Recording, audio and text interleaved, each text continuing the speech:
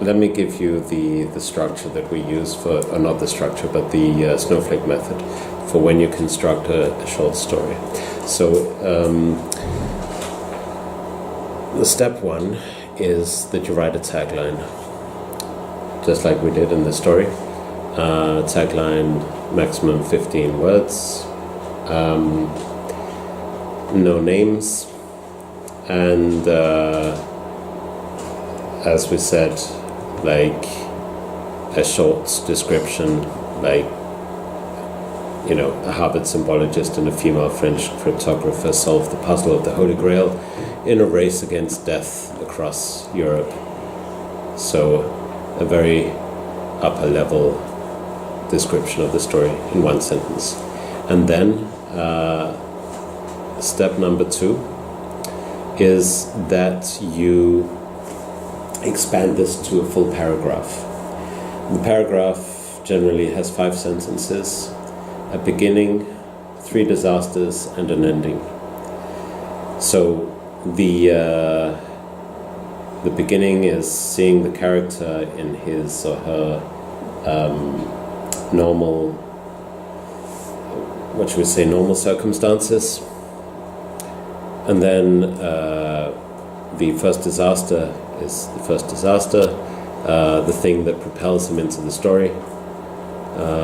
Like something happens and the situation has changed and he has to go on this adventure.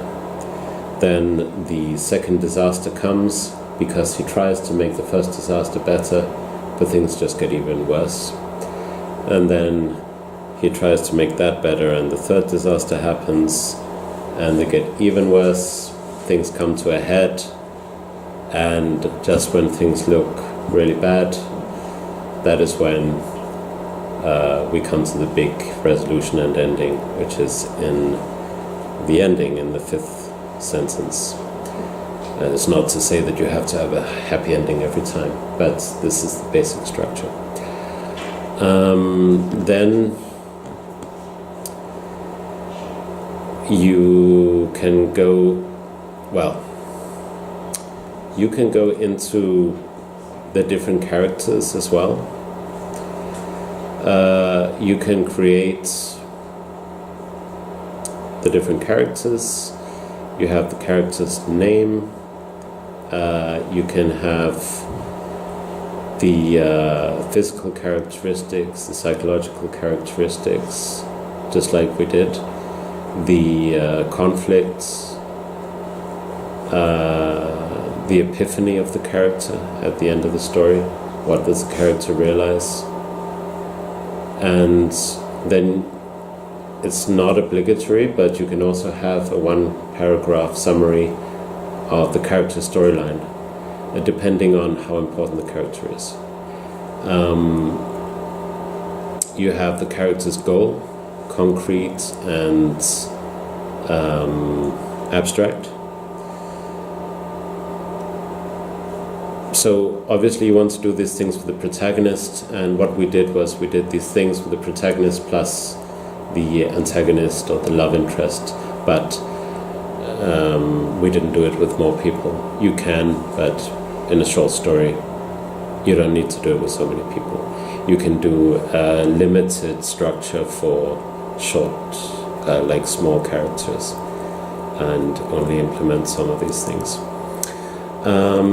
Then, if you're still not sure and you're procrastinating and don't know how to write this, what I found is a very good thing is to write a list of scenes. So this is a very good thing to have, and I would suggest that you do this for your own story. And so for next time, obviously we want to finish these stories. If you have already finished and you have more time, you can start writing the structure of your own story and include a list of scenes, and then maybe you'll send it to me the following week or whatever.